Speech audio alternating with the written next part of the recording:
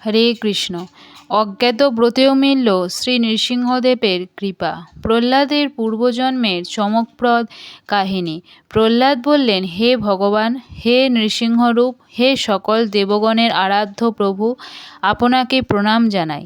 আমি জিজ্ঞাসা করছি, হে প্রভু, তোমার প্রতি আমার ভক্তি কিরূপে উৎপন্ন হলো? কিরূপে আমি তোমার প্রিয় ভক্ত হলাম?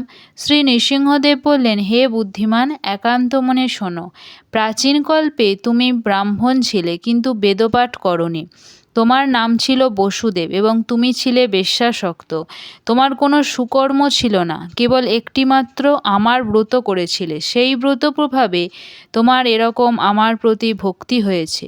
প্রহ্লাদ বললেন, হে নৃসিংহ, হে অচ্যুত, হে প্রভু, আমি কার পুত্র হয়ে কি করতাম? বেশ্যাসক্ত অবস্থায় কিভাবে তোমার ব্রত করলাম, দয়া করে বলুন। শ্রী নৃসিংহদেব বললেন, পুরাকালে অবন্তিপুরে এক বেদজ্ঞ ব্রাহ্মণ ছিল। তার নাম ছিল বসু শর্মা। ধর্মপরায়ণ ও বৈদিক ক্রিয়া অনুষ্ঠানে তৎপর। তার ভার্যা সুশীলা ছিলেন পতিব্রতা ও সদাচারিণী। তাদের 5 পুত্র ছিল। 4 জন ছিল সদাচারী, বিদ্বান, পিতৃভক্ত, কিন্তু কনিষ্ঠ পুত্রটি ছিল অসদাচারী, সর্বদা বেশ্যাসক্ত ও সুরাপায়ী। সেই কনিষ্ঠ পুত্রটি ছিলে তুমি।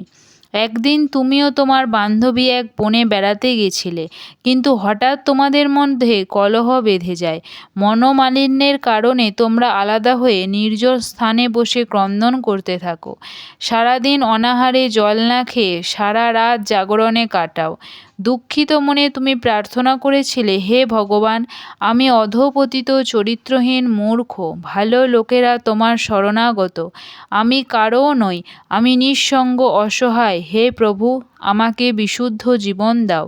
তোমার বান্ধবীও কাঁদতে কাঁদতে বলেছিল, হে ভগবান, আমি সমাজের সবচেয়ে নিচ স্তরের জীব। পাপে ভরা জীবন কাটিয়েছি। নরক যন্ত্রণা অপেক্ষা করছে। যদি তোমার কৃপা থাকে তবে আমার জীবন পরিবর্তন করে দাও।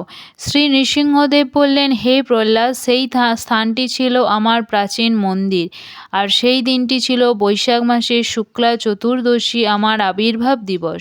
তোমরা উপবাসে ছিলে, সারা রাত জাগরণ করেছিলে, অন্তর থেকে প্রার্থনা করেছিলে। অর্থাৎ অজ্ঞাতসারেই তোমরা আমার চতুর্দশী ব্রত পালন করেছিলে।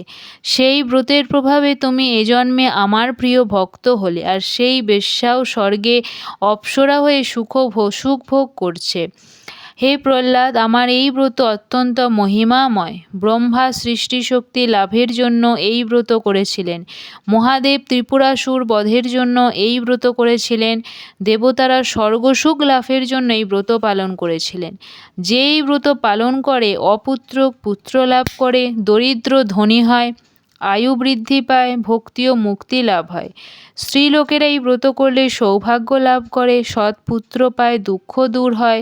হে প্রহ্লাদ, দুরাত্মারা কখনো এই ব্রত করতে চায় না, তারা সর্বদা পাপে আসক্ত থাকে।